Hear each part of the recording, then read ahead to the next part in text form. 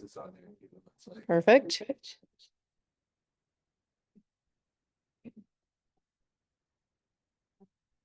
You'll need to see yours. I think. Maybe in- Right.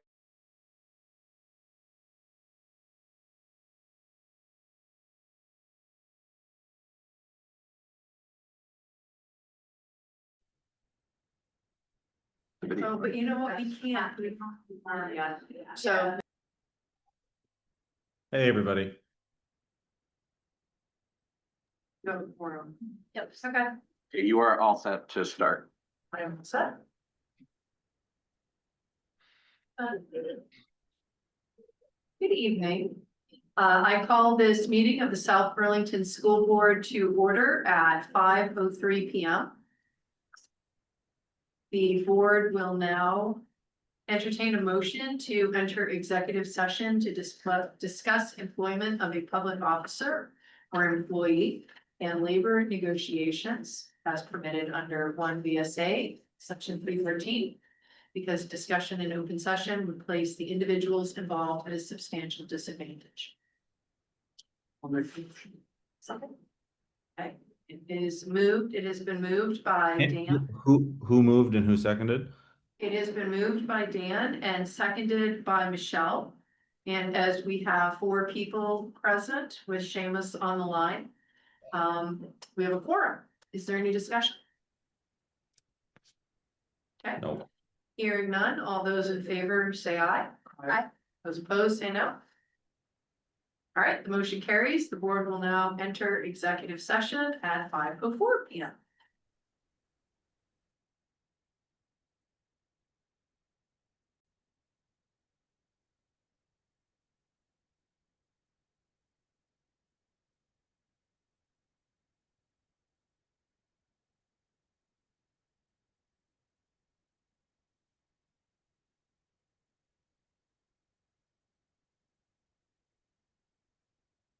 Can you all hear me?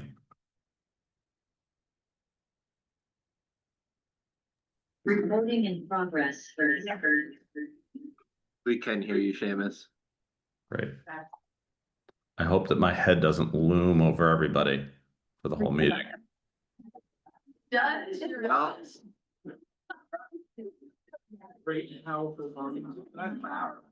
Okay, you guys are ready to go whenever you want. All right. Good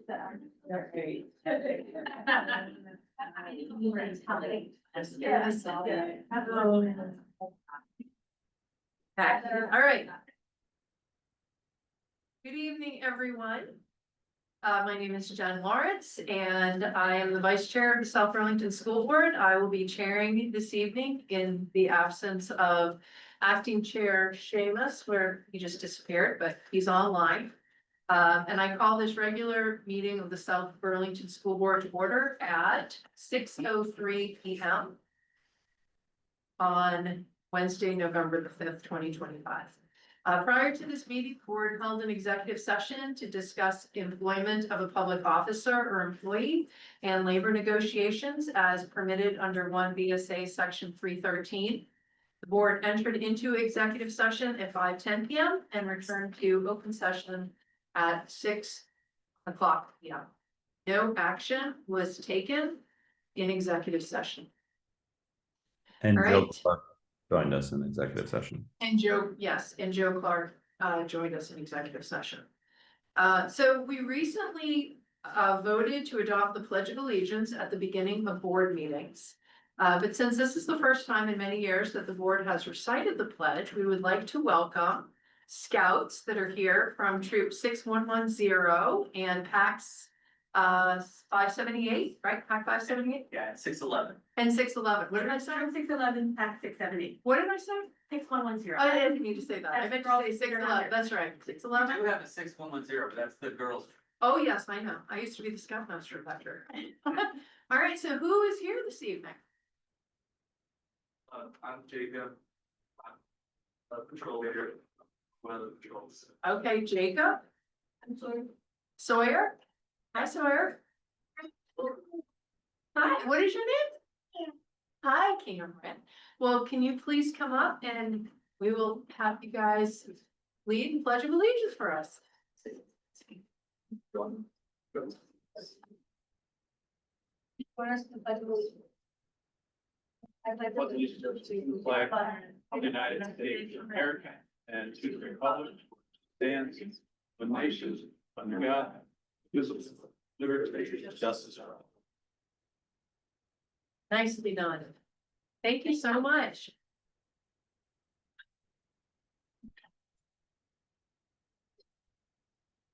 All right, so the next item on our agenda is announcements and amendments to the agenda. May I have a motion to approve the agenda as presented? I would like to make an addition if it's possible. Right. Just a brief item, I'm not sure if it's discussion or action, because I'm not sure what's required.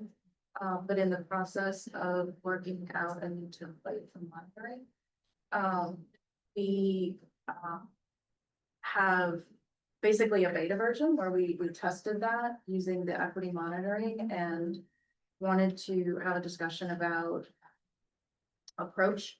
So we could either schedule our monitoring report using the beta, or we could schedule a discussion to talk about the template first.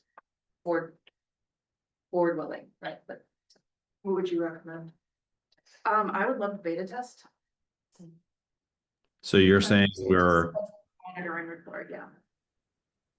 directly schedule the policy monitoring? Yep. Cool. Sounds good. I don't know if Seamus, what were you gonna say? What day were you thinking about doing that at a later date, Michelle? So Joe, do correct me if I'm wrong, but I believe that, he and Monica will be ready to present on the 19th at our regular scheduled board meeting. Yep, we could do that. So we could add it to the agenda. So we could use it at that time Correct, to present it. right, and it would be an opportunity to complete the monitoring process for equity, but also to start getting feedback on this template using that kind of beta process, right? Like we have the worked example that kind of double duties, right? Okay. We don't consider it a one and done, and this is the way to go. We want to bring this to all of you for your Okay. feedback and improvement. I think that's great. I like it. I think we should add that to the November 19th meeting. Yeah, I've got it. Working with the parking lot. All right, I have a couple of announcements. Joe, Laura, Austin, Michelle, and I at varying times attended the VSBA conference last week, and I thought it was a great opportunity to network with other school board members and meet folks from other parts of the state. And we also had a chance to hear from the National Student School Board Association, which I shared with Ali and Momin. That was really cool to hear from those folks. And it was just really great. I mean, some of my key takeaways, because we also had the chance to hear from other school boards and superintendent that came from Illinois. They spoke about the East Aurora, the turnaround that happened there, which was great. But yeah, some of my key takeaways were the critical importance of a solid board and superintendent relationship. One of the phrases that I liked was connectedness equals effectiveness. And shifting from personal agendas to shared convictions, go fast, go alone, go far, go together. Community engagement is so important. And they did a great job showcasing some information, like a report card that they had, where they would send out flyers to the community that captured like attendance, graduation, and engagement. And it was in these really clear, easy to digest format. And the transparency builds both pride and trust. And then I think another key thing for me, takeaway, was that the VSBA is just a tremendous resource. And we will be working more in lockstep with them to, help us learn everything from, Robert's rules, open meeting law, policy governance. I think that, they were instrumental in helping with our interim superintendent search. And we're now working with them on our permanent superintendent search, which just kicked off this week. And I actually had a schedule that I could quickly pop up. If I can, let me just move this really quick, so I can have this teed up. But while I'm doing that, did anybody else have any feedback or comments to share from that session? Um. Had a similar experience, and for me being even newer to the board and working with the VSBA, it was just really great to get to know some of the folks. Had a chance to talk to some of the people that you've all been working with over the last several months, and I look forward to getting to know them. I saw that we just got our board training information to do our online training. So we can talk to them a little bit about that. But yeah, some really great takeaways about how to, you know, run good meetings and do good work. And the presentation, the keynote was really, you know, it was inspirational in the sense that it was truly a turnaround situation where by all metrics, really the improvements that they've seen over even just the recent several years have been pretty extraordinary, taking the commitment of everybody in the community. Yeah, it was really, I thought it was fantastic. They did a great job overall. And Joe, did you have any additional? Sorry. Well, I just say, you know, what I've known for a long time was clarified again, which is the importance of a strong school board and how hard the work is. And the One work- second. Sorry to interrupt you. Jen, I just wanted you to know that you're sharing your entire screen, not just a single window. So you, What do I have up? Calendars. I got everything up there? All right, little kids, there's the kids, sorry. All right, let me start over again. Go ahead, Joe. Yeah, so I was just saying that, it's incredibly hard work, to be on a school board, and it's even harder work to be a functional school board that understands the role and how to interact and how to communicate and how to represent the community. And I'm really grateful for the school board for having those skills. And I think it's, vital that we learn there that we always have to continue learning how we act. How you act as a school board, how I act as a superintendent, and how our relationships should mesh. So I was very, glad for the folks that were able to make it and learned a lot, and looking forward to working with you. Fantastic. Well, I was trying to open up my, let's see, I think I can share this, can you see my screen here? Starting screen sharing. Can you see that? There it is.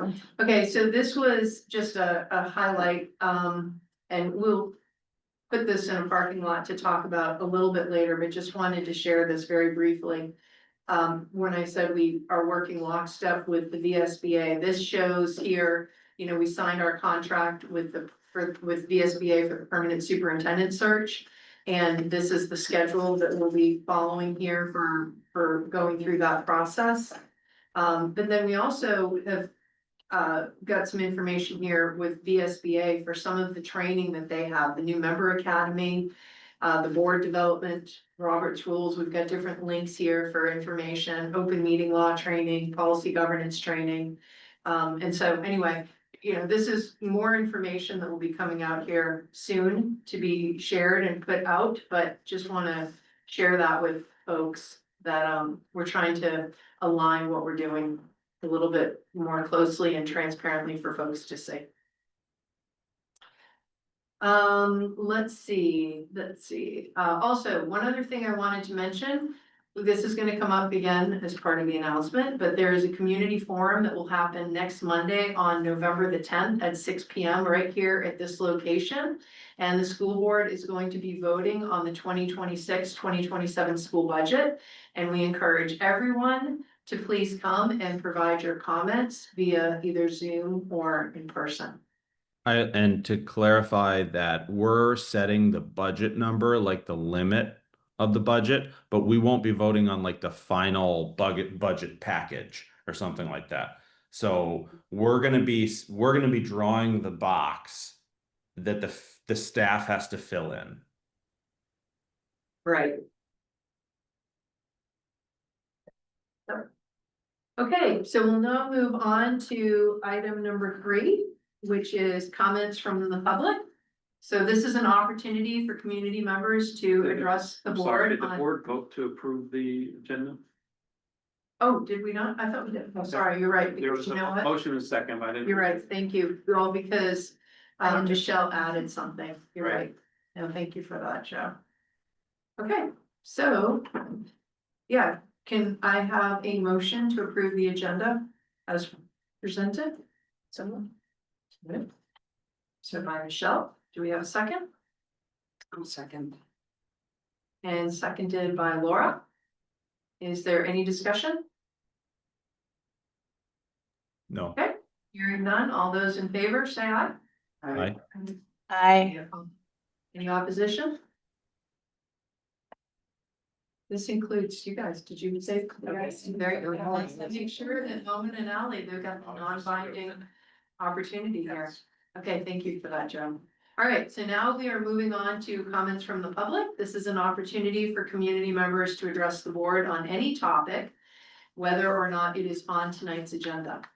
Please state your name for the record. You will have up to 3 minutes to speak. The board will listen to all comments, but will not respond directly because this meeting has not been warned as a community forum. Are there any comments? Anybody online? One person online.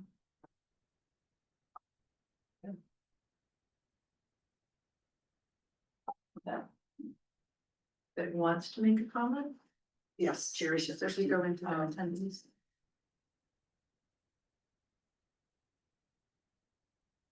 So is he? Yes, please do. Yeah, if you can please unmute. Can you hear me? We Yes, we can. So I just want to say, I think it's a bad idea to allow the district to make decisions on how the budget will be affected. And the reason I say that is because over the years, the district has made some, what I consider terrible decisions in terms of facilitating quality learning outcomes. And I'm confident they will make the same mistakes over and over again because they're locked into a certain mentality, which I believe is the antithesis of quality learning. So in my opinion, you're putting the fox in charge of guarding the hen house. And I think that's going to turn out to be a very bad decision. That's all I wanted to say. Okay, thank you. Are there any other comments? Okay. So thank you. Your input is appreciated and will be considered as we move forward. All right, so now we will move on to item number 4, focus on student learning, and hear from our student reps, Ally Lewin. Thank you, Jen. PSAT and SAT score results will be available, I think, tomorrow for high school students who took the tests on October 14th. We wish good luck to all the test takers. The high school student council is hosting Spirit Week this week, where students and teachers engage in themed dress up days. So today was where teachers dress up as students and students dress up as teachers, and tomorrow is class color day. Student council will also be holding pep rally tomorrow, filled with a lot of exciting events. So all high school students can find the alternate schedule posted on the Blueberry calendar or in your email. And I believe that our superintendent is gonna participate in the pep rally. Is that right? I'm going to be there, but they have not assigned me a role yet. Yeah, Okay. they might have not had space for me, but I will be there cheering Yes. on. We are super appreciative of it. Yeah, I know And what see- they said. Moment and I are planning to meet with student council. We believe it's gonna be Monday, the 17th. That kind of depends on the superintendent committee dates.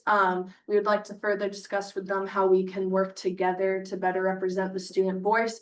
We're excited to engage in a meaningful discussion and plan to bring back some of our main takeaways to share with the board at the next meeting. On November 12th, we have a late start day for the middle and high school and an early release day for the elementary schools. So families can check their individual school's website for start and end times. The high school will also be hosting a fall ball this Friday, the 7th at 7 p.m. This is a great opportunity for students to connect and have fun with their peers, and we hope to see many students there. Chamberlain's PTO will be holding their first PTO movie of the night movie night of the year. Students have voted for the movie Elio, which will begin at 6 p.m. and donation and seating information can be found on the school's website. And as fall sports come to an end, we wanted to celebrate all the wonderful athletes who worked hard all season. Congrats to the boys and girls and middle school soccer teams who went undefeated, as well as the middle school boys cross country team who placed first at the Vermont State Championship meet. Good luck to all the winter sport athletes who will be starting their season soon. And that is all we have today. Great, thank you. All right, the next item is number 5, action items. And before the board discusses or acts on any action item, we will invite public comment specific to that item. Speakers will have up to 3 minutes to share any remarks related to the item under consideration. And I just wanted, and then we will take a vote on each of these. And again, as we already said, Ally and Moment now have an opportunity to cast a non-binding vote. So we gotta make sure that you guys weigh in on this. All right, so the first item is charge permanent superintendent search committee. Let's see, would any members of the public like to speak to this item before the board discusses and considers action? Is there anybody online? No. Okay. All right. So Seamus shared with me earlier today. Seamus, I didn't know if you wanted to read it, or do you want me to read out this motion here? Since you're chairing, I can read the motion, or I can make the motion right now if you want me to. Yeah, go for it. Okay, so this, similar to the interim superintendent search, is intended to create a committee to assist in the superintendent search. So that's the context for what we're talking about right now. So I move that a permanent superintendent search committee be created as follows. I'm actually going to share my screen so people can read along if they want to. I move that a permanent superintendent search committee be created as follows. It would have 3 voting members, namely Chair Seamus Absher, Clerk Laura Williams, and Vice Chair Jennifer Lawrence. The committee's responsibilities would be work in collaboration with Vermont School Boards Association consultant Elaine Pinckney, review candidates, select candidates for interviews, perform first-round interviews, determine finalists, recommend finalists to the board, or recommend reposting the position. In addition to the 3 voting members, there would be 9 non-voting members composed of community representative, a legislator, city manager, district HR director, parent representative, school board representative, a principal representative chosen by the administrators union, a teacher representative chosen by the teachers union, a support staff representative chosen by the support staff union, a central office representative chosen by the central office staff, and the 3 voting members in consultation with consultant Elaine Pinckney would pick the non-voting members. The screening committee's service is completed when it makes its recommendation to the South Burlington School Board. Okay. So I will now entertain a motion to charge the superintendent search committee as presented. I move. Second. Okay, it was moved by Seamus and seconded by Michelle. We already, point of order, we already asked for comment before, so. Yep. Yeah, we had already asked for a comment prior to this, so. Is there any discussion beyond with this? Can I bring something up? Yes. I was wondering at the last board meeting, Jen, I watched it and you had brought up having 2 student representatives on the board. Was there any further discussion about that? Yes, And so we went back and we spoke with Elaine, Laura and I spoke with Elaine about it, and there's reservation for keeping it at the same number as what we had before, so we can do one student rep. And so the question would be, you know, whether you guys wanted to swap and have Lumen take an opportunity to sit and be part of that, you know, conversation, or how you guys want to proceed. But yeah, we're only gonna be able to do one, just because, again, you know, the point is, we wanna try to keep it, you know, a smaller group, that we don't want it to get too big. And also, I think the consideration was there's one principal representative, there's one teacher representative. Sure.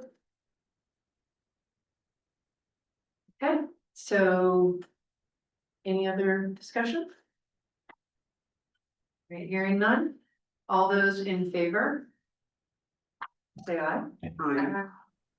Aye. Any opposition? Any opposition? No, okay, so the motion passes. All right, next up is nominating board representative to the Safer Routes Task Force, the SRTS. So before we get to that, would any members of the public like to speak to this item before the board discusses and considers action? So we're still probably gonna hand up online. No. Okay.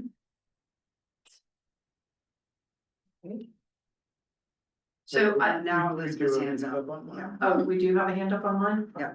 Okay. Can we unmute whomever that was, Elizabeth? Hi, Okay. Jen. It's Elizabeth Fitzgerald. I just wanted to make the comment and ask the board to maybe reconsider. It's difficult for the community to comment on a topic before it understands what the board is actually going to discuss or make a motion on. And that happened with the previous topic, and I'll send an email since my comments weren't allowed. But I don't know if that was explicitly intended or not, but it's very difficult to comment ahead of time when we don't know what the discussion of the motion might be. I'll just register that right now. Thank you for hearing me.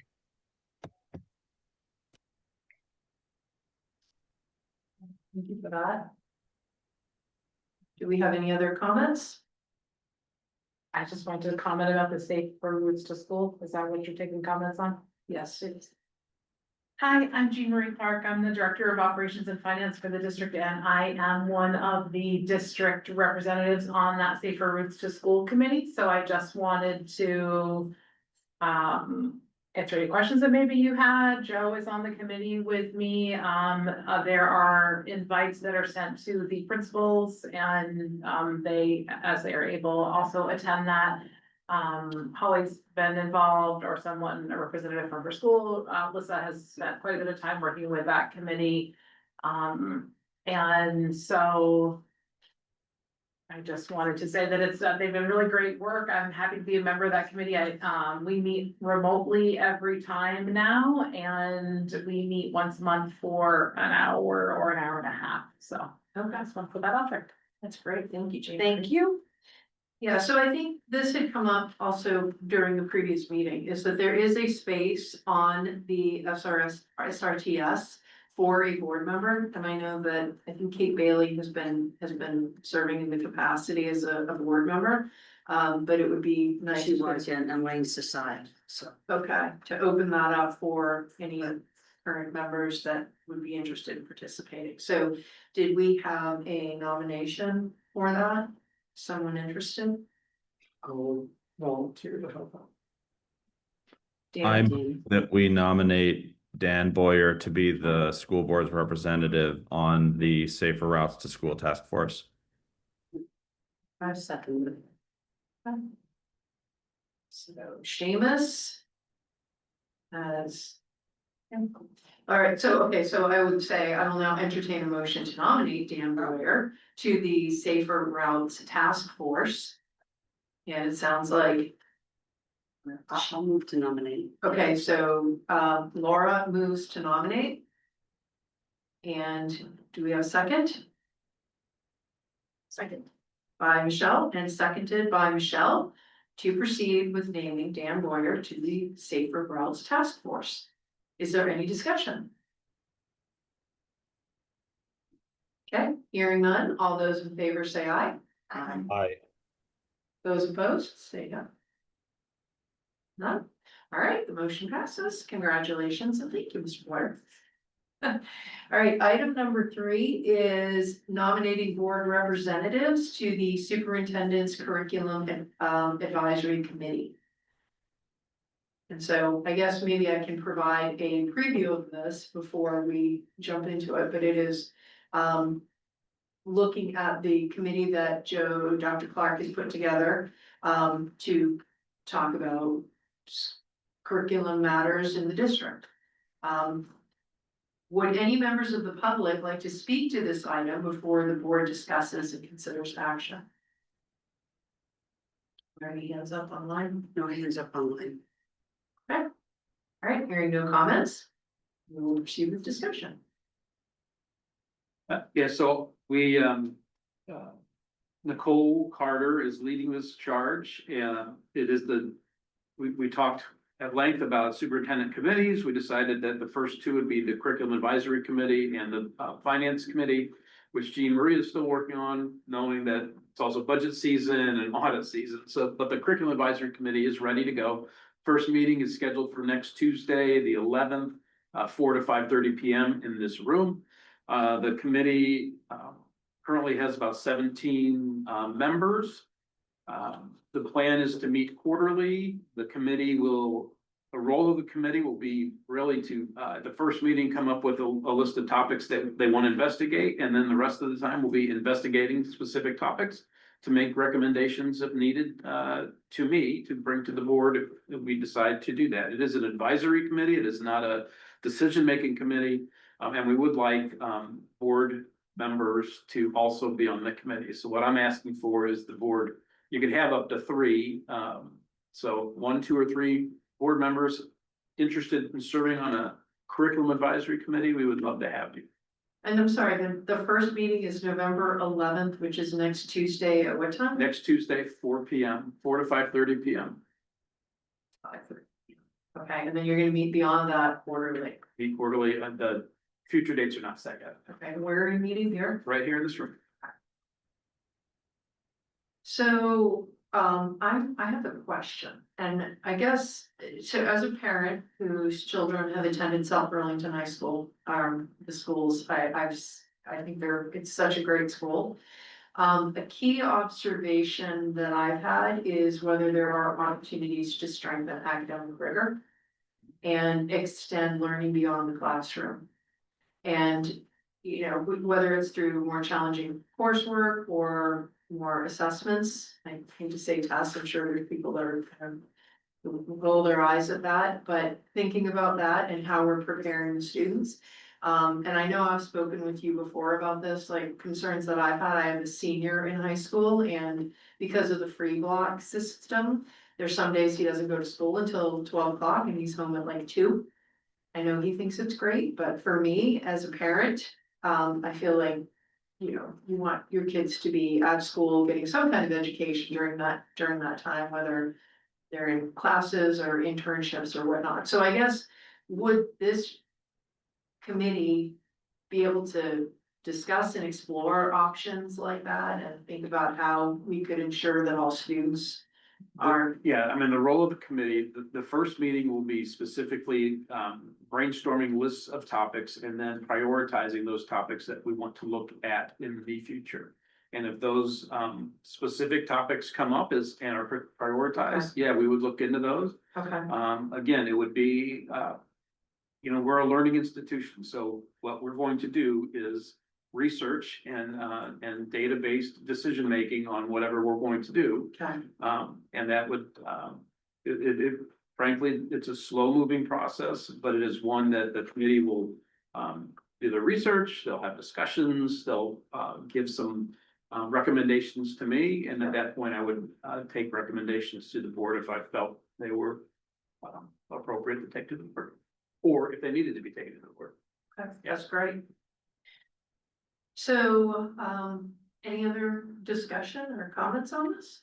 I got one thing, Yeah. just to think about when you guys are meeting, is the way the processes that are in place for getting ahead in mainly going into high school. I know, at least for math, that's what I've experienced, is that in 8th grade, if your math teacher thinks that you're at the level where you can skip a year, they'll let you know like 2 months in advance, they'll tell you the curriculum for the freshman year math, and you can test out of it.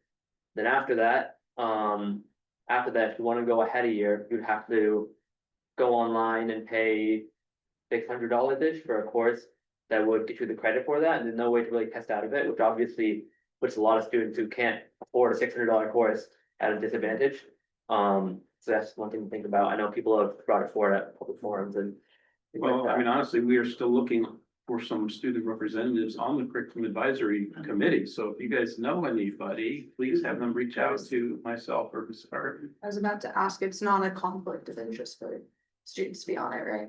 Yeah. Even though it's a future. Absolutely. I mean, you are the first line of receivers of curriculum, so we absolutely input. Yeah, so. Yeah, can you repeat, Joe, the composition of the committee? Like who do we see on it? I can't because Nicole has those names. It is central office folks, it's some principals, it's some teachers, it's a couple community members. Our ideal, and again, it's our first meeting and I want to get it rolling. I don't want to wait for perfect to have a meeting. I want to get it moving.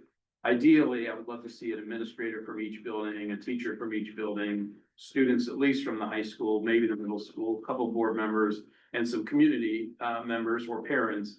And frankly, would prefer some that have maybe a background in education. Maybe there's some college professors in the community, folks that are, and it's not limited to that, but we would love somebody that has some perspective that they could bring to making curricular kind of recommendations. Okay, that's great. Jen, I had a question. Yes, So I have concerns about achievement, about whether students are being held to high expectations. I would anticipate bringing those up in a normal board meeting, like say in December or January or something like that. So then, like I can do that in the board meeting, and then the curriculum committee is a operational committee that will then, you'll take the input that you get from the board and do something with it. But I don't have to be on the curriculum committee in order to express those concerns, right? No, you don't. So can I bring it back to, is anybody interested in serving in the committee? yeah, that's the next question. I'm interested. Is there anyone else interested? I'd be interested in serving on it. All right. Can I nominate you two? That would be great.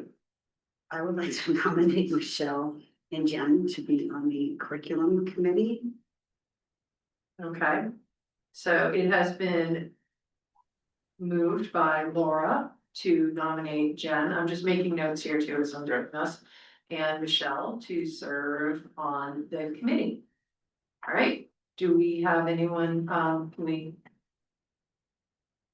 You need a second? Do we need a second? Second. Okay, and Dan will second that. What was that? I was just waiting for you to get the Okay, first. sorry. I'm getting there. All right, okay, is there any other discussion? Hearing none, all those in favor say aye. Aye. All those opposed? No opposition, all right, motion passes. So thank you. And again, I just said this, it's a brand new committee. We're going to be learning as we go. So please don't expect perfection at our first meeting, but we're going to, I think it's a good, I've had committees like this in the past and they are very, very helpful. Okay, great. Learning good. Hopefully there will be a Zoom option. There'll be a Zoom option. There will not. Oh, No, there it's will a, not. it's a All right. closed committee. Yeah. Okay, Not- we'll, All right, item number 4 is hiring the VSBA to review policy governance policies. And so as I had spoken with above, and when I briefly shared the calendar I've been putting together, is we have been talking with the VSBA about having a review of our district policies and also the end policies and ensuring alignment with VSBA. And so we want to be lockstep with them, and this would include this thorough review and refresh of, like I said, both the school board, district policies and the end policies. Some of them are quite outdated. So I will entertain a motion to authorize the chair to sign a contract with VSBA to review policy governance policies. I will move to authorize the chair. Okay, it has been moved by Laura. Do we have a second? Second. And it has been seconded by Michelle. And is there any discussion? Okay, hearing none. All those in favor, say aye. I, All those opposed? Okay, the motion passes. Sorry. If you wouldn't mind, I think we should, we didn't take public comment at the beginning of this. Oh, Does it- sorry, yeah, right. Maybe we should, yeah, so let's maybe take public comment now, and if it's very, Thank you. Thanks, Seamus. And, okay, so would any members of the public like to speak on this item? there's nothing online. Yeah. So, Yeah, there's nothing online. so do we Yeah. need to go through that again, or can we just move forward since nothing has changed? yeah, I think we can probably move forward. I think, the amount is $1,000. Okay, do you want me to make the motion again? I don't think we need to. Okay. The I motion, don't- sorry, it's $2,000, is it not? The contract is for $1,000. Yeah, but that's upfront, and then I think I thought it was 2,000 total for them to review district policies. I know, I thought so too, but it's, they must have given us a discount. Oh, wonderful. Great, thank you. Good, thank you for that, Janice. We got a discount. And I believe that we need another, potentially we need to make another decision here because we'll attend one meeting of the policy committee. So they're kind of expecting us to have a policy committee. And so I would recommend that we at this point now create a policy committee that will work with the VSBA during the time that they're doing this assessment, and then we'll disband after making a recommendation to the board. So I It can, says possibly nominate board members to work with the SBA. Okay. Possibly, so we Okay. don't, All right, well, why don't we, just in case we need them? And then okay. if we don't need them, then we don't have to have them, but that way it's covered. And Yeah. take public comment now. When's is the that work what I- going to begin? Yeah, we don't have any information what this work's gonna look like. Yeah. So I would Yeah, say maybe we table pause. this because If it's not gonna begin right away, Yeah. I don't think there's harm in waiting for the committee I to don't be think- appointed on the 19th, and then people can figure out if they wanna do it. If the work's gonna start right away, at the beginning of the committee. yeah, I mean, Yeah. I think we just got everything today. I don't even know exactly what we're in for, so. No, that's a good point. I'd like to look at it first. Yeah, and Seamus, actually, when thinking of that, when I looked at the information the other day, I thought that they were not proposing starting this from the sequence that they had for the different activities that they would be doing. It wasn't until the district policy review, they were looking at possibly starting it in the summer, in like May. And my comment was, is it possible to actually move that sooner?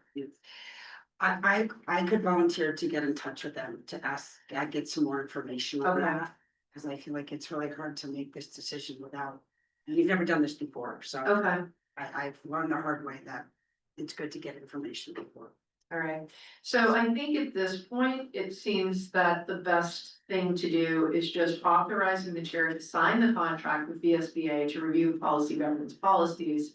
And then we will circle back with VSBA, figure out what is needed for the committee and align on the schedule for when that's gonna happen. And then we can vote on who would be on that committee from the board separately. Does that sound okay?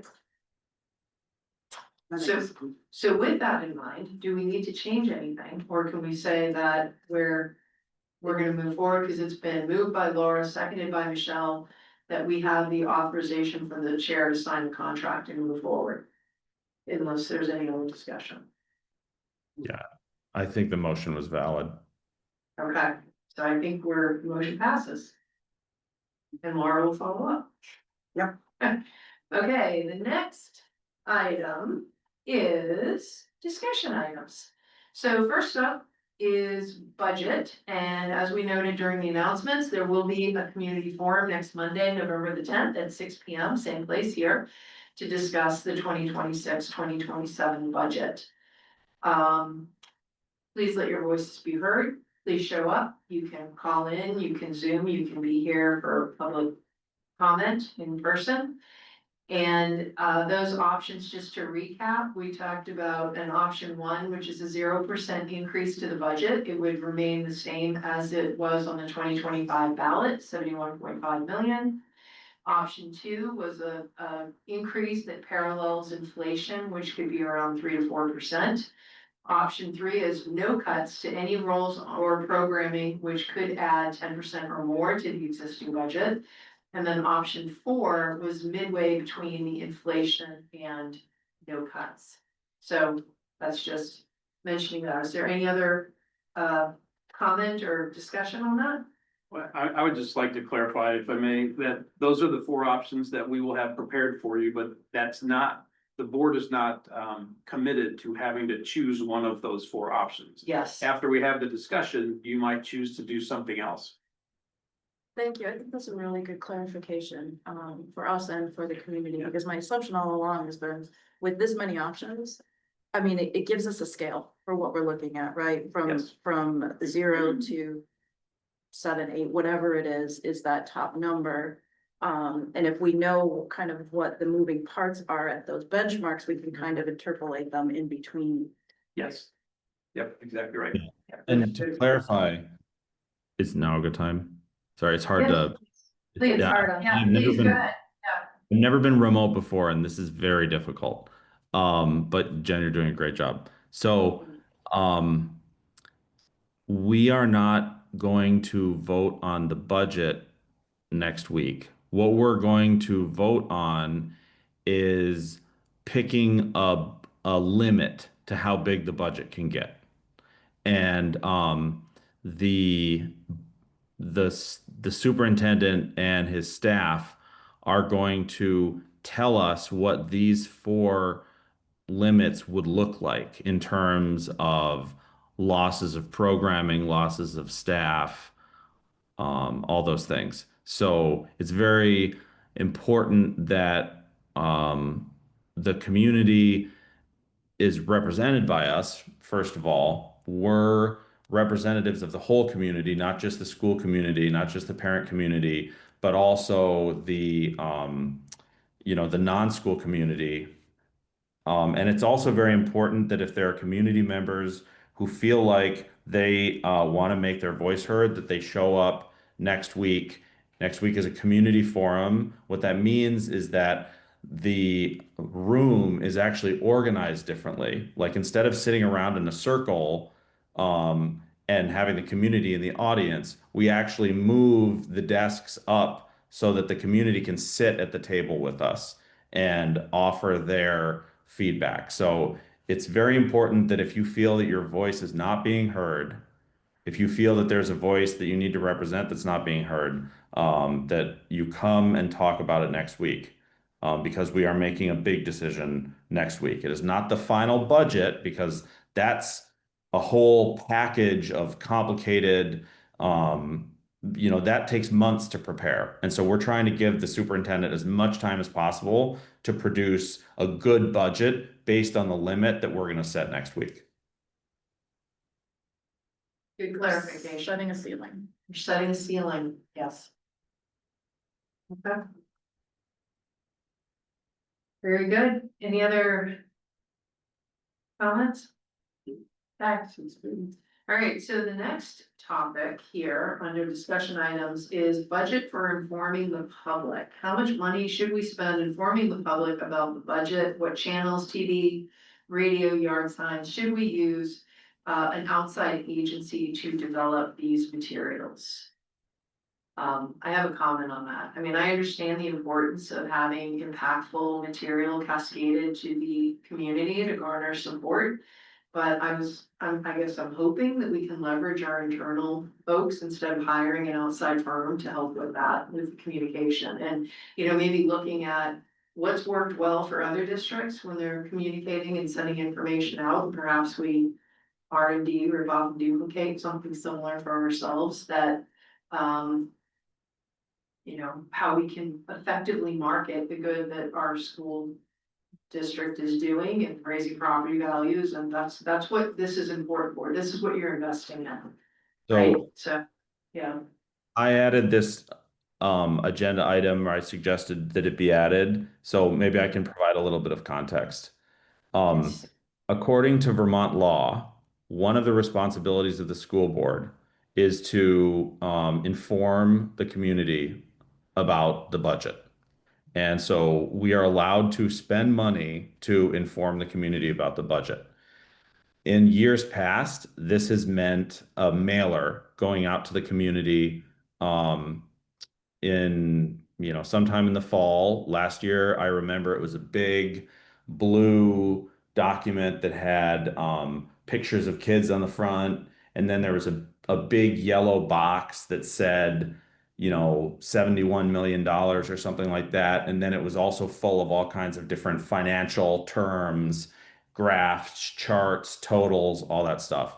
And so what I want to discuss is that I think we should consider hiring a professional to design that so that it will be accessible. Because, you know, I have a lot of let's just put it this way. It was very hard for me to read that material. And so I think that it's very important that we communicate the value of the schools as an asset to all members of the community. Somebody said to me recently, you know, the schools are the most valuable asset that South Burlington owns. And so presenting the budget and explaining it in a way that is understandable to the widest variety of people is not easy. That is, you know, as anybody who works in marketing or communication knows, you know, it's not common sense. You know, you have to really be very judicious about how you what information you choose to put in the mailer, and how it's presented and all that. So I was going to suggest that maybe in a future board meeting, we could all agree on a number, on a budget for not only sending out the mailers, but also perhaps for actually having the mailers be designed by an outside firm. Okay. Yeah, I mean, I think if we're gonna consider that, it would be good to have information regarding how much that could potentially cost. It's gonna be a lot of money. Yeah, so. That would be very hard for me to swallow. Would the board Because- like me to poll area districts to see what they do in terms of that would be- marketing materials? Yeah, usually I think it's, so. it's like Essex, I know it's internal, and they send out a small mailer. I'd be happy to check with the That's Champlain expensive. Valley Superintendent's Association, just to get a sense of what other people do. Yeah, that would be great. And if we could like jump in on any standardized accessible formats like that, I do really appreciate focusing on accessibility. Not to the detriment of providing the detail to those community members that want the detail, right? Right. Like we still have to be, we still have to be transparent about that. But in terms of, you know, creating simple but meaningful presentations, it's important. And if there's already work that's been done in our communities, it would be great to piggyback on some of that. One, Also not for a big budget either, but. I just, in terms of the cost of it, I think that I think that something that we should consider is that like putting the school budget in the context of protecting property values, putting the school budget in terms of, making South Burlington a place where people want to move and a place where people want to create businesses.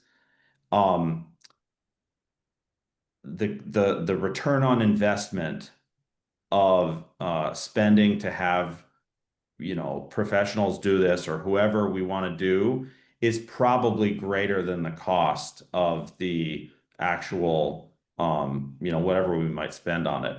And I also want to say I am thankful that Joe Clark will go and ask other districts and superintendents what they're doing. But I also want to point out that it is the responsibility of the school board to inform the public. And so we have to, it is our job, not the staff's job, to inform the public about what the district needs.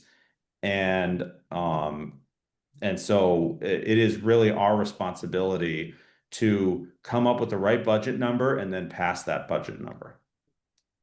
Well, And I we would like to, shouldn't delegate that. I would like to hear what Joe comes up with and if you want to do some research, but outside consultant, but I don't know. I'd have to see numbers first. I mean, we're gonna be cutting positions, like, I don't know. I would have to really see what that looks like. We are having community forums. We'll be writing letters, to the other paper. We are doing, that is our job. Yeah. Right, right. Yeah, I mean, there are ways in this day and age to get the information out without Spending. mailing out $5,000. households. Yeah, so those mailers, like, I remember that line item discussion and it was a big number. It's very expensive. Yeah, it is. Did you? Yes. Sorry. I just wanted to, offer a couple things. First, I think that one of the things that happened last year was we heard that the community wanted more information about the budget. So I think to that end, that mailer was like a dumping of information. So it was like, it was more information, but it was so much, it was utterly confusing. So, but to your point, Michelle, we need it to be simple and understandable so that folks can grasp it, but the minutia, if folks do want to dig into it, does also need to be available. Does it need to be, mailed home on a large postcard? Probably not. Doesn't make sense. I mean, that actually felt like, as a community member watching that, paying attention, I felt like the more people objected to any particular aspect of the budget proposal up to and including the top line number, that the response was continually, you just don't understand. So let me increase the complexity of what I'm giving you so that you do understand. And I'm not sure that was effective or the way to go, right? So again, just adding emphasis to the point. Yeah. Simple is better. honest. Yeah. Make the nitty-gritty details available for those that can consume it and interpret it the way it's intended, right? And the way, that. Yeah. I also just wanted to say that we're continuing to partner with Toussaint to do this, for all of us to get through this first round of a new version of the budget creation. And so part of that work is they're working with our communications person to create a variety of documents that we'll use and can replicate in years to come.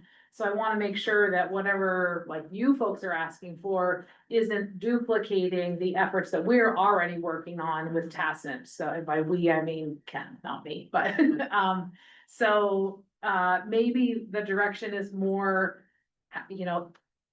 if those collateral materials are being created in-house already, maybe the direction we look for from the board is what is the best way would you like us to disseminate that information? Like, do you think that your constituents are going to be more receptive of getting that information through social media avenues or through a mailer or through more community, for Yeah. radio ads, whatever your thoughts are on that, so maybe that's helpful. Well, I think that's a great point, because we've hired this consultant to advise us, and based on that, yeah, I think an understanding of what's the best way to distill and communicate this. Yeah. I mean, I've heard also the opportunity of, setting up pop-up stations and Starbucks or wherever, like you're out and you have the opportunity for people that are out just to be available to pop in. If you have tables at sporting events or whatever to talk about things. Yeah.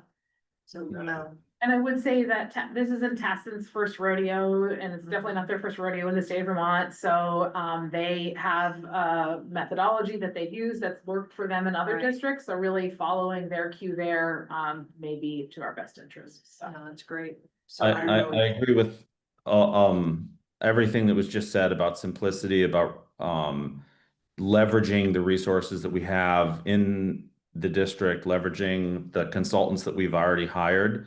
And all of that builds to the buck stops with the board to pass an appropriate budget. And so when it comes to the final design of the messages that are sent to the community, that is the board's choice as politicians. And I think that there's a difference between what a staff person might create as a professional, as an expert in an area, and what a politician might say about the value of schools to communities. So We sign on the dotted line. I mean, we don't, I think this is getting into territory that we don't do. I mean, I think we need to hear from Joe. And we speak as one voice, and we basically sign on the dotted line, but we are governments. And so we're not. I'm sorry, Laura, I don't agree. I think that we're according to Vermont law, we operate as a legislative body of a municipality, and legislative bodies have political responsibilities in terms of building consent, representing all members of a community, and that is inherently a political process. That means, we cannot delegate it to experts. We are common people. We are not educational administration experts. But that's our, we are the representation that makes the taxation acceptable or not acceptable. So I just want to say that as much as I appreciate the help of any experts, consultants, or staff people, ultimately it is our job to make the case. And then if we screw it up, we lose our elections, and that's as it should be. I move that we table this item and that Seamus, if you'd like to get some quotes. And that, Joe, if you could check in, I mean, I know how Essex does it, and This item is not up for action, so I think that Yeah. there's still time. We don't even know the number yet, but I think I can find out from the area superintendents what they do. Yeah. Seamus could look into what he wants to look into. We can talk to Tassin and get a sense of what they're gonna do. And ultimately, I appreciate the board doing this instead of the superintendent doing the marketing or whatever. But I will do my best to give you whatever kind of research I can to help you make the best decision that you guys want to make. great, thank you. Thank you. Perfect. Hey, capturing notes for our parking lot. Right, if no other discussion on these topics, we can now move to the interim superintendent report. Over to you, Joe. Yeah, okay, thank you. So the first item is the Rick Marcotte safety update, and it's changed since I wrote my update. This is great. A permit has been submitted by the city for installation of an 8-foot fence between McDonald's and school property. Installation started today. Ground was broke and that fence is going up, so we're really happy about that. Motion detection lighting has been installed on the ZEM structures to illuminate the playground area during nighttime hours. We are still doing morning sweeps daily. Despite these efforts, maintenance staff continue to find used hypodermic needles, vape devices, and empty alcohol containers on school grounds. Typically Monday is the day that we find those. It seems to be a weekend party, and there's a cleanup on Monday. We have had great collaboration with law enforcement. Deputy Chief Sean Briscoe attended the PTO meeting at Marcotte on October 14th to provide updates and answer questions.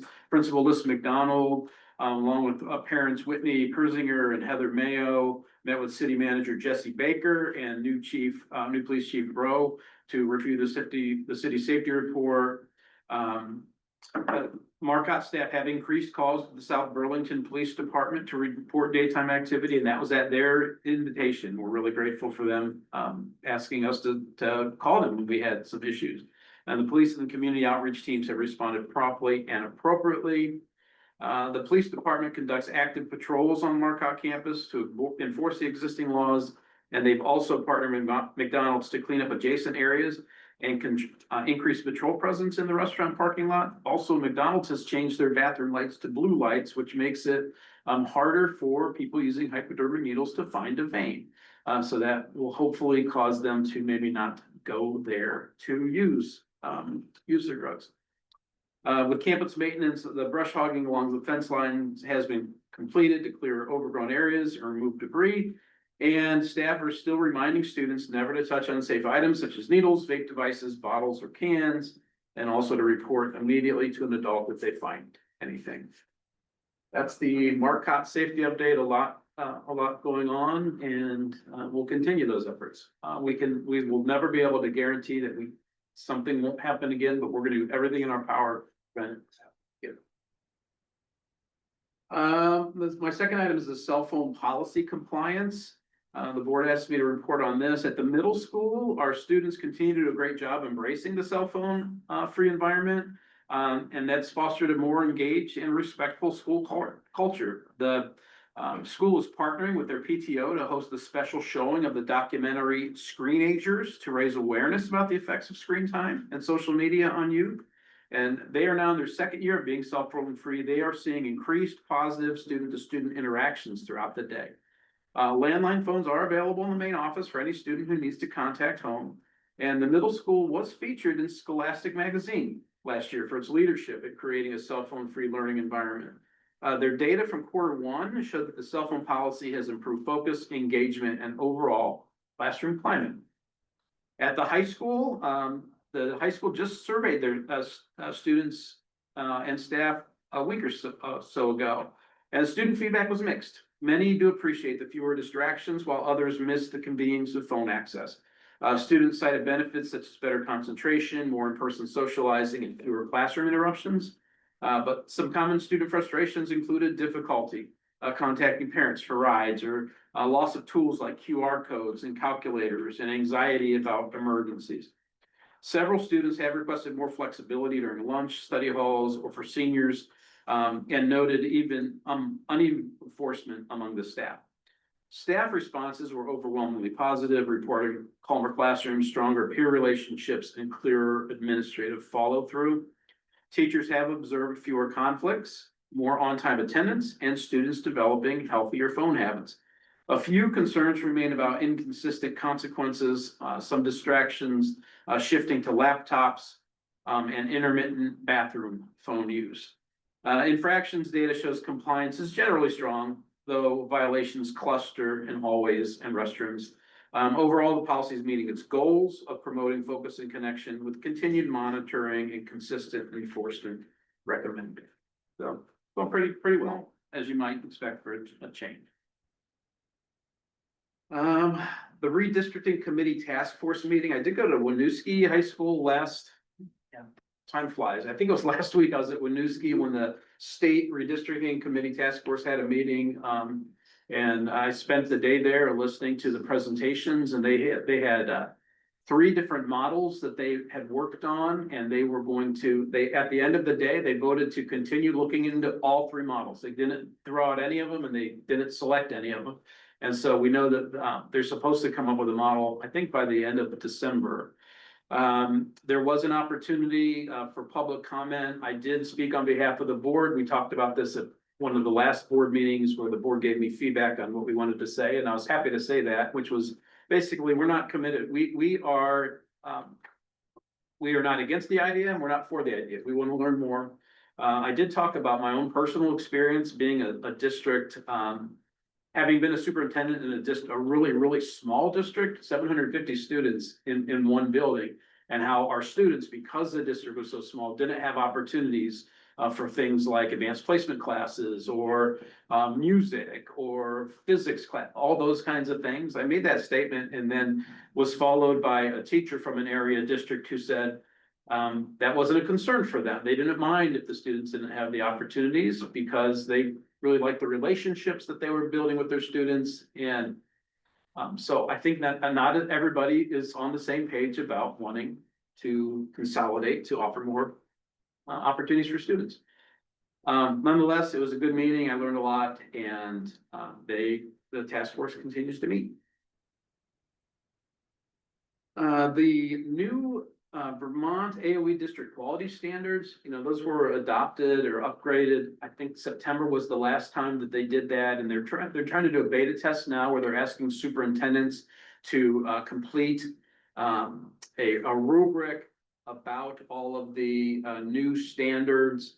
I'm new to the district, as you know, and I think I might have got lost in the shuffle, quite honestly. So I have reached out to the AOE to figure out, what do you need me to do? There's nothing formal this year for the board to do, other than they're asking for superintendents to fill out like a sample survey so they can look at the results and make whatever tweaks they need to before it becomes an item in the 26-27 school year.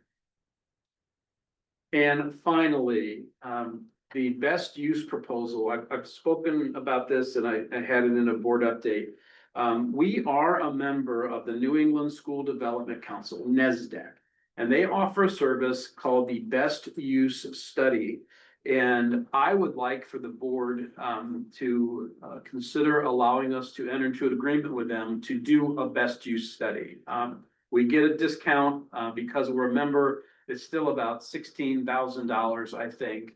But I think it might be well worth it. So what they would do in this best use study is they would come in and look at, I'm specifically interested in them looking at the middle school, our 3 elementary schools, the South Point program, and this building here to see if we are in fact using our facilities in the best, most efficient, most educationally sound way possible. I think you probably know we spend close to $400,000 a year renting facilities. And I'm not convinced that is in the best interest of the district, but I'm new here. So I would love to get some feedback from this group doing a study to see if, can we arrange our schools better? Can we do,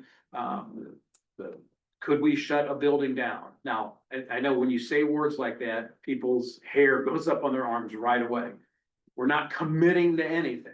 All I'm asking is for them to come in and do a study, which would then give us, the board and my administrative team, data to make a wise decision about what's the best way to move forward. The study would take several months to do, and they would do it over the summer. So even if they came back with some suggestions that were terrifying to the community, nothing would be implemented until the 27-28 school year at the earliest. So I don't want people to be concerned about the fact that I would like people to come in and just take a look at what we have and give us some thoughts on that. So I know I talked to the board about this, or emailed the board about this, and we put it on here for discussion. At some point, I would like to get some feedback from the board, whether this would be something you might be supportive of, so I can bring a contract to you for approval, so we can start getting the work done. Do we have any examples of where they've done this and kind of outcomes from it? I do not, but I could Okay. get those, I'm sure. Okay. I have a thought. Yes. So first of all, thanks for all those updates. I'm so glad to hear that action's being taken on safety. I'm so glad to hear that the cell phone policy is having its desired effect. I'm supportive of you you know, you know, I'm personally supportive of a best use analysis being conducted. And I just wanted to say that any discussion of, you know, changing buildings around, you know, consolidating, that is an example of definitely a political decision that is the board's decision.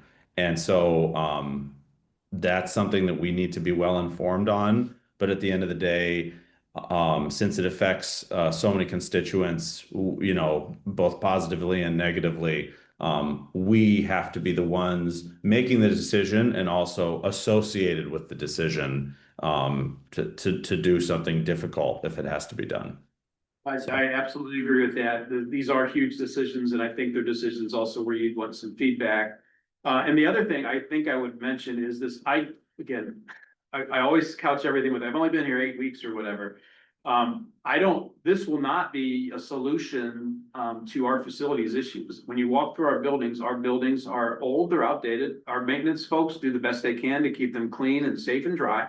But they are not buildings that are set up for 21st century education, right? And just consolidating a couple grade levels is not going to fix that. So this would be, if anything were to be done, it would be in the name of cost savings so that we could pursue a longer term goal of getting some facilities that students in this district deserve. One of the sessions that I sat in on last week at the SBA was the Truex Collins. And I was surprised there was, they provided a case study that was done in the southern part of the state where they looked at 3 different schools.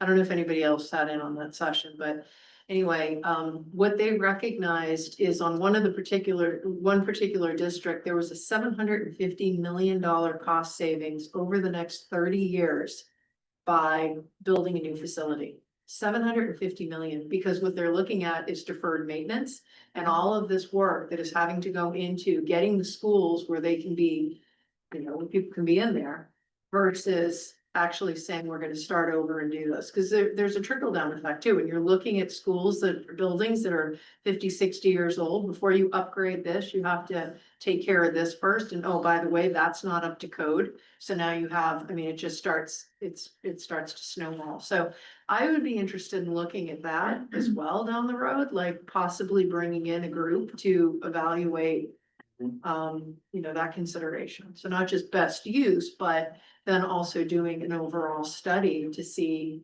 you know, what would that look like? And I think some of it is going to be contingent on what happens with this redistricting. Right? Yeah. So I agree with all of that.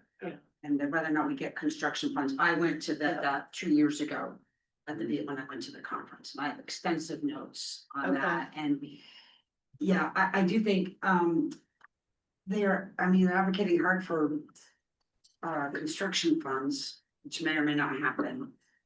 But I do think we have to wait until redistricting that decision. Right, yeah. I mean, maybe it won't happen. I don't know. And I have a thought. I can't tell if anybody else, Dan, if you wanted to go before me, or Michelle, if you wanted to go before me. Go ahead, James. What I like about the idea of going to NESDEC to get a proposal, what I like about that approach in general is that we have to put all the options on the table. You know, for example, it may turn out that the best and most cost-effective thing to do is remodeling schools.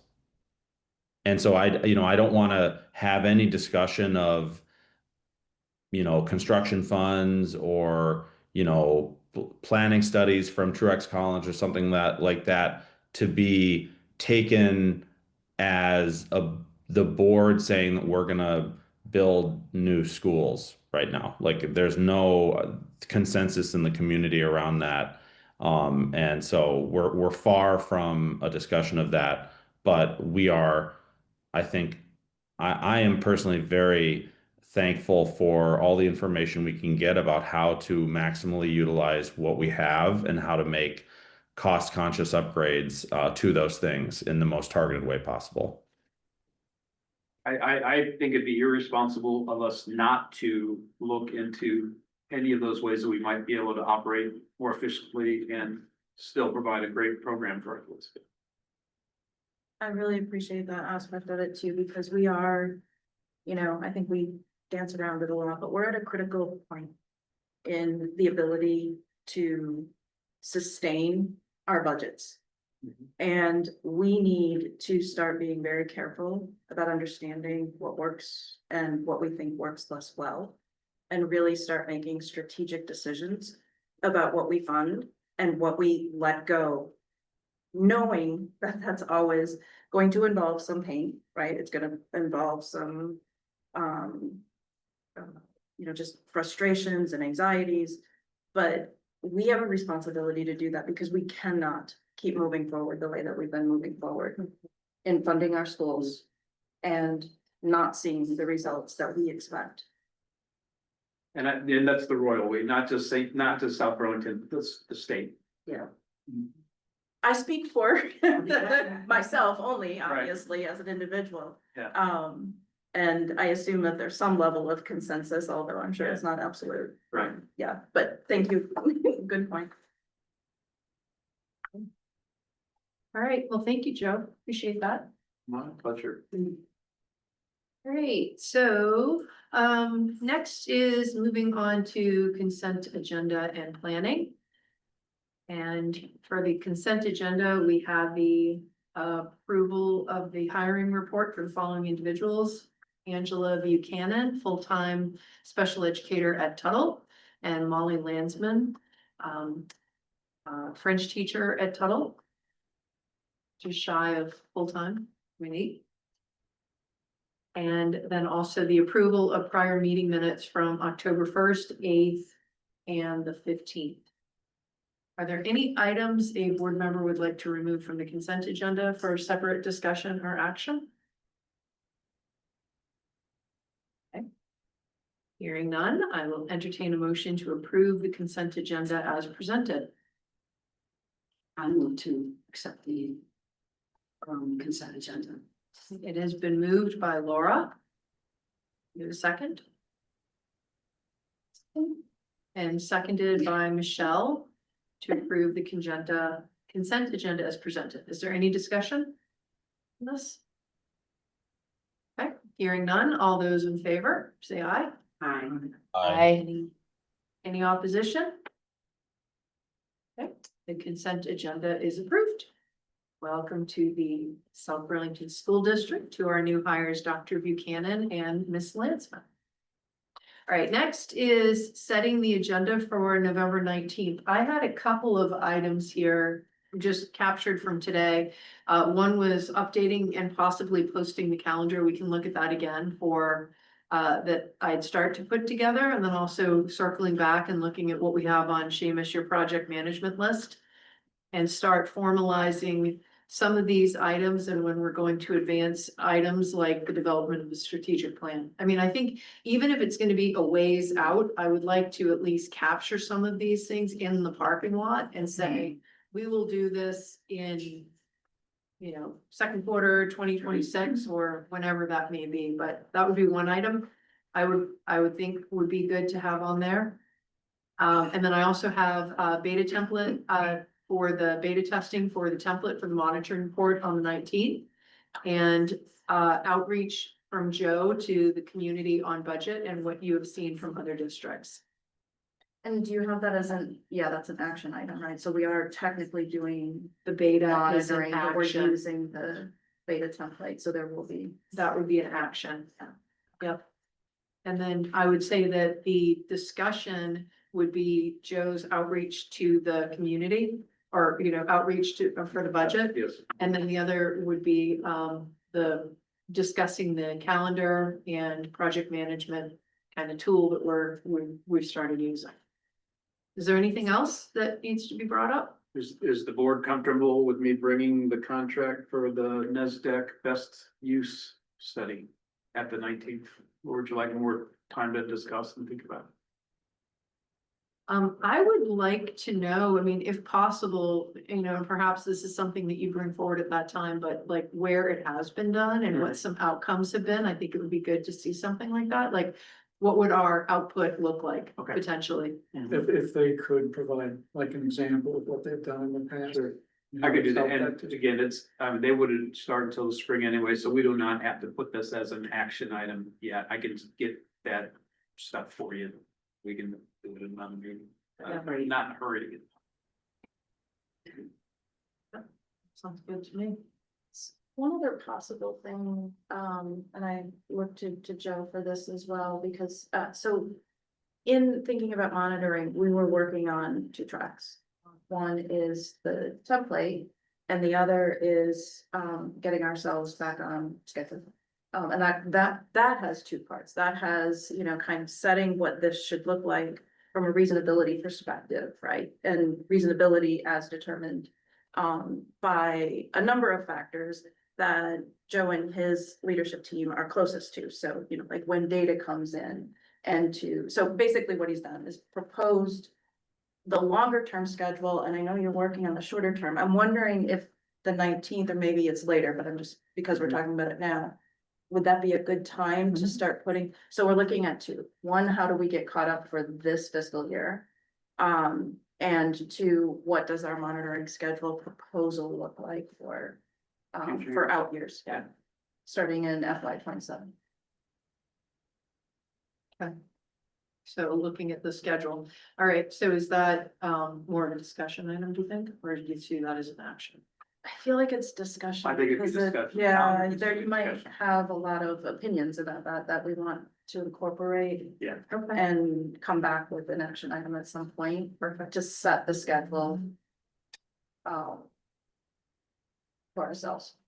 And I think we might actually be ahead for the next fiscal year, I think because so. if we're doing the next fiscal year schedule already, that. Yeah.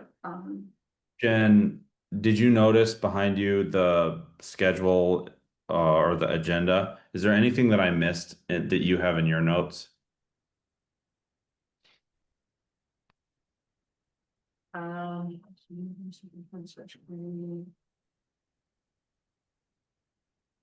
No, I don't think so. So I've got, yeah, you've got the project management list. Beta template for the monitoring report, Joe Clark outreach to community on the budget, what's been done in other districts. That's the outreach. So remember when we were talking about your comment that you had. Or what we're gonna spend on the budget. So Joe was gonna bring forward some examples on what's been done in other districts. Yep, for information, yeah, informing community in advance. Budget, You know, maybe I'm gonna put that as a discussion item again. yeah. So, And yeah, the Joe- update on budgeting, was this, I thought I heard you say from community engagement? No, actually, that was a separate, but if you want to provide an update also on your, I don't know if you're talking about the community engagement sessions that Joe has been having, The 3Q meetings? the 3Q meetings. Yeah, we can talk about that. Yeah, it's like the 3 question meetings, not 3Q like 3/4. Right, yeah, great question. Update on 3 question. What do you like? What is it? What do you like? What do you like? Do better? What do you expect of the superintendent? Do you expect of the superintendent? What do you like about? South Burlington schools. What do you wish we did better? Is that right? Yeah. Any other, do we want to ask the superintendent to report on any other things? I thought today's report was fantastic, in terms of content and brevity. So is there any other topics that the board want to hear about? Is there anything you think we need to know? No, you know, I think maybe a report back on our first curriculum advisory council meeting might be a That'd be good great. thing to give you at least, hey, we had one and this is how it went. What is the official name? I don't know. We called it where I came from, Curriculum Advisory Council, CAC for short. I don't care. I'm just used to saying that word or that phrase. council committee. Yeah. Works the same. Curriculum advisory committee, Yeah, curriculum advisory committee, just fine. Good. Is he ready?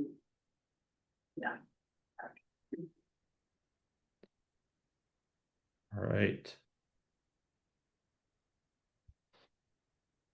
And some other things may come up, we can discuss. One thing I mean, I think that there was a good point that was brought up tonight in regards to when the public has the opportunity to comment on action items, and if that's something that we need to circle back, because we had it at the beginning, and I understand what the Yeah, point and was. It generally is after we have Yeah. discussion, discussion. that is generally how it's Yeah. done, so we can We could just. Yeah, I think that okay. makes just reverse the. Yeah. That makes sense. This, you know, was stated. Yeah, Yeah, yeah, we good could just, point. yeah. Yeah, but Asking before you them vote, to- right? Make a comment on something we haven't really discussed yet is. We're gonna get on a plane, but we're not gonna tell you where it's going until it pushes back from the Yeah. gate. Right. Oh, no, like, That happened to me. you know, and Jen, you're doing a great job, and we're allowed to course correct, so. Okay, good. Yeah, so That's we good. can, we'll just course correct and do it the different. You know, I'm gonna tell. No, that's fine. That's good. All right, so is there any further discussion or items for consent agenda we need to, or planning, I'm sorry, that we need to discuss? All right. So there being no further business, I will entertain a motion to adjourn. I move to adjourn. Laura, and seconded by Dan. Is there any discussion? Before we adjourn, just a reminder to everybody that the November 10th meeting is in just 5 days from now, and we're going to be talking about how much money we should spend. Exactly, very important. And then we also have our next regular meeting that's going to be here Wednesday, November 19th at the district office, and all the meeting materials and agendas will be available on the district website. All right, any other discussion point? Okay, hearing none. All those in favor? I'm. Any opposition? All right, thank you, everybody. Meeting is adjourned. Nice job.